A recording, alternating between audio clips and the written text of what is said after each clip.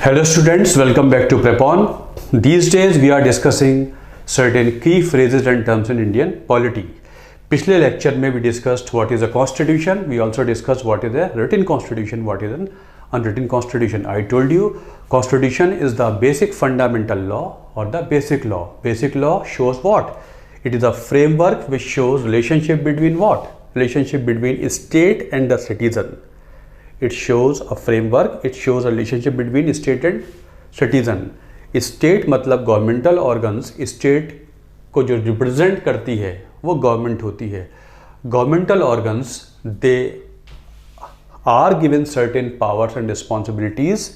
They have given authority to use power with responsibilities for the citizens, and citizens have certain rights and the rights should not be interfered with unduly by the state or the government.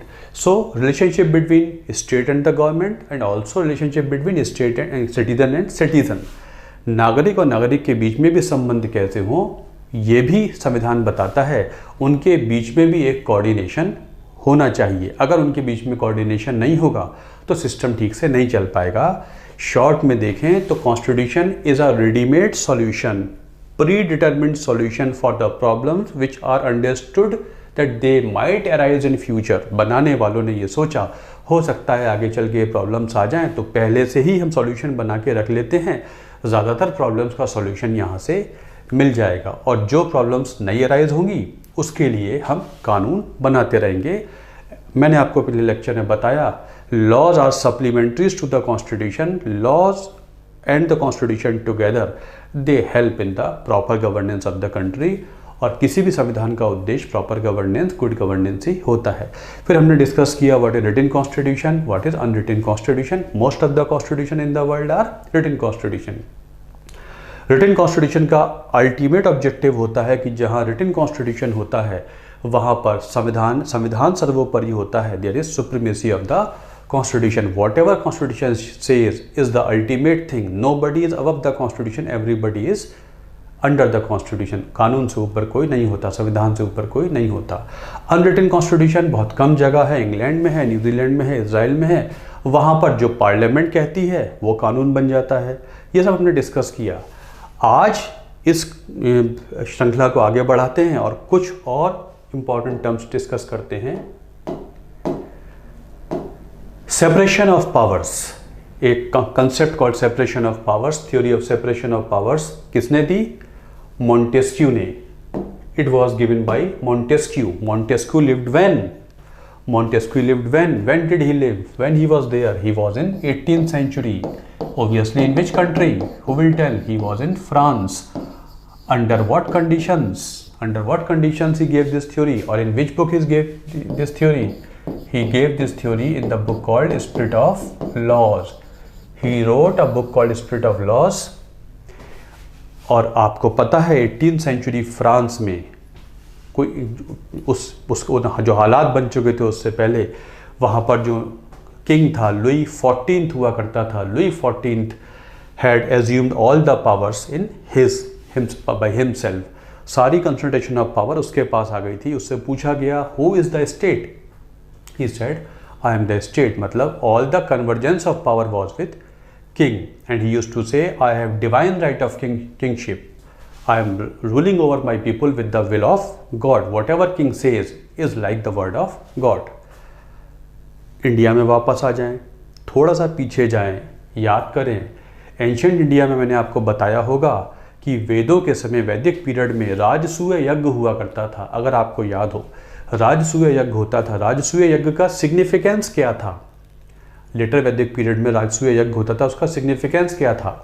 Significance ये था कि राजा सभी देवों की पूजा करता था और जब वो यज्ञ संपन्न कर लेता था तो इसका सिग्निफिकेंस ये निकल के आता था कि आफ्टर कंप्लीटिंग दिस राजसूय यज्ञ the Raja is ordained with the divine power. जो किंग है उसको देवों की शक्ति मिल गई है, उसे दैविक आशीर्वाद प्राप्त हो गया है, उसे डिवाइन ब्लेसिंग्स मिल गई हैं. Meaning there by he is ruling over the people by the will of God, because he has successfully completed Rajasuya Yajna and now he is justified in ruling over his people because it is the will of God. उसके पास दैविक आशीर्वाद है. मतलब ये कि राजा का बोला हुआ शब्द गॉड का शब्द है, इसलिए राजा जो कहता है वो भगवान का डिवाइन डायरेक्शन होता है। मेडिवल एज में आ जाएंगे तो आपको Akbar used to call himself is what, ज़िले इलाही। मेडिवल एज में एनसीईआरटी पढ़ेंगे, मैंने बताया भी होगा, ज़िले इलाही। ज़िले इलाही का मतलब होता है शेडो ऑफ गॉड। ज़िले माने शेडो, ए ऑफ गॉड, इलाही माने गॉड। मतलब मुगल एम्पर हो या बलबन, दिल्ली सुल्तान अपने आप को ज़िले अल्लाह कहता था। कहने का मतलब है कि जो एम्पर हैं, शासक हैं, दिल्ली सुल्तान हैं, वो भी गॉड, उनमें गॉड का शेडो देखो। बिकॉज गॉड का शेडो देखोगे तो सरकार के खिलाफ गॉड किंग की जो बात है वो डिवाइन थॉट है, डिवाइन डायरेक्शन है, उसे फॉलो करना ज़रूरी है। These were certain instrument which were used in the medieval age, ancient age to somehow subdue people for the good governance. तो राजा अपने इंस्टीट्यूशन के साथ डिवाइन किंगशिप को कंसेप्ट जोड़ लिया करता था। लुई 14 ने 18th सेंचुरी में कहना शुरू कर दिया था, it is the will of the divine that I should have all the powers. ऐसे हालातों में मॉन्टेस्क्यू ने कंसेप्ट दिया spirit of powers. Concentration of power is very very dangerous, there should be separation of powers, no power should concentrate in one particular organ. So in these conditions, when France was under the, you can say, difficult conditions of, you can say, Louis XIV, who has assumed all the powers, he conceived this concept of separation of powers. तो बहुत simply put, बहुत आसान से शब्दों में समझें तो Montesquieu ने कहा गवर्नमेंटल सिस्टम के 3 ऑर्गन्स होते हैं, एग्जीक्यूटिव, लेजिस्लेचर एंड जुडिशरी। इसके 3 ऑर्गन्स होते हैं। एक होता है लेजिस्लेचर। लेजिस्लेचर क्या होता है? लेजिस्लेचर वो ऑर्गन होता है जो लॉज बनाता है। सबसे इंपॉर्टेंट वर्ड इसमें लॉज है। और मैंने अभी अभी आपको बताया लॉज क्या होते हैं। लॉज सप्लीमेंट्रीज होते हैं जो कॉन्स्टिट्यूशन को सप्लीमेंट करते हैं, क्योंकि सभी कुछ तो कॉन्स्टिट्यूशन में लिखा नहीं जा सकता। कॉन्स्टिट्यूशन को सप्लीमेंट करने के लिए हम कानून बनाते रहते हैं, ठीक है। तो जो लॉज बनाए जाते हैं वो बनाता है लेजिस्लेचर। लेजिस्लेचर वो ऑर्गन है जो कानून बनाता है। पूरे भारत के लिए कानून बनाएगा संसद, पार्लियामेंट, और राज्य के लिए कानून बनाते हैं स्टेट लेजिस्लेचर। ऑब्वियसली राज्यों के कानून राज्य की टेरिटोरियल बाउंड्रीज के अंदर चलते हैं। पार्लियामेंट का कानून तो पूरे देश पे चलता है। ये जो लॉज बने हैं इन्हीं की मदद से एग्जीक्यूटिव गवर्न करता है देश को, स्टेट गवर्न करती है अपने राज्य को with the help of these laws. मतलब इन कानूनों के क्रियान्वयन से, इनके एग्जीक्यूशन से गवर्न होते हैं कंट्री।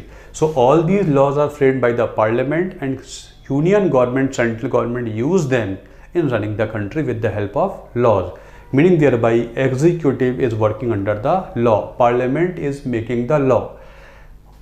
अब ये लॉ बना दिए गए हैं, लेकिन प्रॉब्लम ये आ सकती है, since any governmental system comprises good number of people and every people, no two people are alike, कहा जाता है सबका अपना अपना कंसेप्ट है, सबका अपना अपना सोचना। एक सिचुएशन को लेके अपने अपने लाइकिंग डिसलाइकिंग हो सकती है, अपना अपना इंटरप्रिटेशन हो सकता है। डिस्प्यूट 2 व्यक्तियों के सोच से भी अराइज हो सकती है, या संसाधनों की लड़ाई भी हो सकती है, कन्फ्लिक्ट या कन्फ्रंटेशन भी हो सकता है। संसाधन कम, दावेदार ज़्यादा, तो भी डिस्प्यूट डेवलप हो सकती है। या डिस्प्यूट गवर्नमेंट और व्यक्ति के बीच में भी हो सकती है, या डिस्प्यूट 2 राज्य सरकारों में भी हो सकती है, या सेंट्रल गवर्नमेंट स्टेट गवर्नमेंट में भी हो सकती है। डिफरेंट डिस्प्यूट्स में अराइज। अब ये डिस्प्यूट्स अगर अनसेटल्ड रह जाएंगी, अनरिजॉल्व रह जाएंगी, तो ओबियसली सिस्टम ऑर्डर्ड नहीं होगा, और सिस्टम ऑर्डर्ड नहीं होगा तो बैलेंस नहीं होगा, बैलेंस नहीं होगा तो प्रोग्रेस नहीं होगी, बल्कि रिग्रेशन में चले जाएंगे। और किसी भी सिस्टम का उद्देश्य प्रोग्रेशन होता है, रिग्रेशन नहीं होता, आगे बढ़ना ही होता है। इसलिए डिस्प्यूट्स जितनी जल्दी सेटल हों उतना अच्छा है। उन डिस्प्यूट्स को सेटल करने के लिए होता है एक organ called judiciary. Supreme court, high court and district courts judicial organ होता है। तो दे सेटल डिस्प्यूट्स और they adjudicate by with the help of laws. So this functional distribution of power is called separation of powers. सही मायने में बोलना चाहिए इसको separation of functions. 3 functions demarcate कर दिए मॉन्टेस्क्यू ने। आप अपने डोमेन में काम करिए, आप अपने डोमेन में काम करिए, आप अपने डोमेन में काम करिए। और ये तो आपको पता ही है कि इनको 3 पिलर्स ऑफ डेमोक्रेसी कह दिया करते हैं। और आप में से सब जानते हैं which is 4th pillar of democracy. Press is the 4th pillar of democracy, media is the 4th pillar of democracy. क्या ये प्रेस या मीडिया है, क्या ये भी कुछ काम करता है गुड गवर्नेंस बनाने के लिए? यस, ये वो नॉन गवर्नमेंटल बॉडी है which keeps an eye on this so that they should not do something which is not as per the law, which is not as per the constitution. सरकारों के कुछ ऐसे फैसले होते हैं जो सही नहीं होते, तुरंत मीडिया हरकत में आ जाता है, प्रेस हरकत में आ जाती है, या जजमेंट्स कुछ बायस्ड हो जाएं, प्रेस हरकत में आ जाएगी, या कानून गलत बन जाए, फार्म्स लॉज गलत बन जाएं, तो मीडिया रिपोर्ट करने लगेगा कि फार्मर्स के फेवर में नहीं है। इसका मतलब प्रेस भी एक निगरानी का फंक्शन करती है, इसलिए इसको फोर्थ पिलर ऑफ डेमोक्रेसी भी कह देते हैं। ये तो बहुत सिंपल तरीके से हम समझ गए क्या होता है सेपरेशन ऑफ पावर्स, लेकिन क्या सेपरेशन ऑफ पावर्स इतना ही होता है या इससे ज़्यादा भी कुछ होता है? ये इतना नहीं होता, इससे ज़्यादा भी होता है। वो ज़्यादा क्या है वो देखते हैं। जब हम कहते हैं कि आप अपने अपने डोमेन में काम करिए, आपको सेपरेट रखा गया है, इसका मतलब आपके डोमेन में कोई इंटरफेरेंस नहीं करेगा, एग्जीक्यूटिव के डोमेन में लेजिस्लेचर इंटरफेयर नहीं करेगा और जुडिशरी भी नहीं करेगी। एक दूसरे के डोमेन में आप काम ना करें, आपको गारंटी है फंक्शनल नॉन इंटरफेरेंस की और फंक्शनल इंडिपेंडेंस की। ये भी माना जाता है कि आपको काम अलग दे दिया गया है और ये भी गारंटी की जाती है कि आपके डोमेन में कोई इंटरफियर नहीं करेगा, लेकिन इंटरफियर अनड्यूली नहीं करेगा, ड्यूली कर सकता है। क्यों कर सकता है अभी बताता हूँ। इसका मतलब सेपरेशन ऑफ पावर्स का मतलब ये भी हो गया कि आपको फंक्शनल इंडिपेंडेंस है, अपने क्षेत्र में आप काम कीजिए। तो क्या ये सोचा जा सकता है कि जब ये कहा गया कि आप एग्जीक्यूटिव का काम कीजिए, आप कानून बनाने का काम कीजिए, इसका मतलब ये आशा की जाती है, it is pre supposed that all the three will work best in their domain, all the three work best in their domain so that there is no need of what?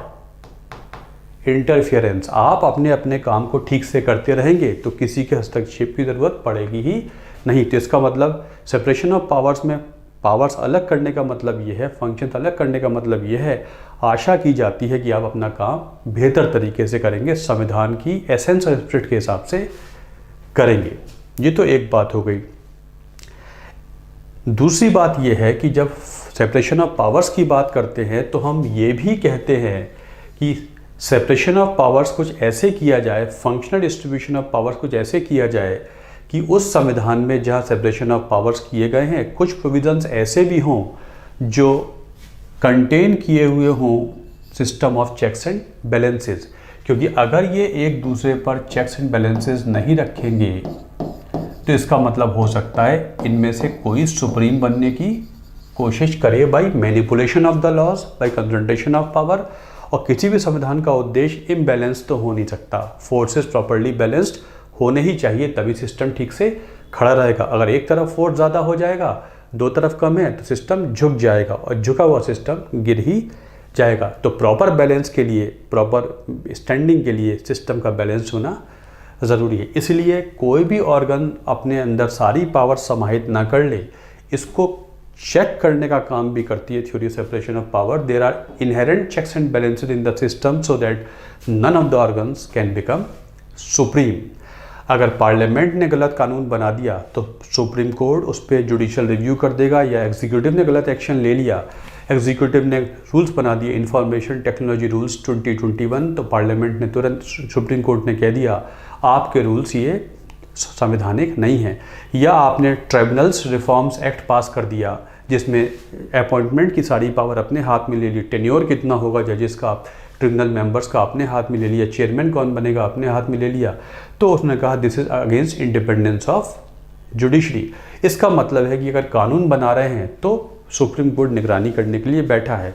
इसका मतलब है और ये तीनों के तीनों एक दूसरे पर निगरानी रखते हैं ताकि कोई एब्सोल्यूट ना हो जाए। यही तो वजह थी जिसकी वजह से मोंटेस्क्यू ने कहा कि एब्सोल्यूटिज्म नहीं होना चाहिए। किसी एक संस्था में पावर का कंसंट्रेशन होने का मतलब है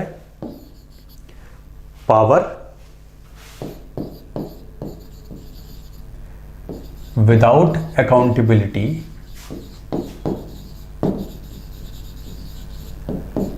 will lead to what?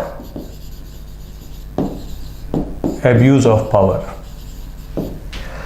आपको पावर दे दी जाए, उस पावर को यूज करने की अथॉरिटी दे दी जाए और आपके ऊपर कोई जवाबदेही न डाली जाए, अकाउंटेबिलिटी न डाली जाए। इसका मतलब यह है कि पावर का मिसयूज होके रहेगा, एब्यूज होके रहेगा और abuse of power definitely is detrimental to the spirit of the constitution और the spirit of the system. ये उद्देश्य किसी संविधान का हो नहीं सकता। इसलिए हमेशा power coupled with accountability will leads to what? It will lead to good governance, सुशासन की तरफ ले जाती है।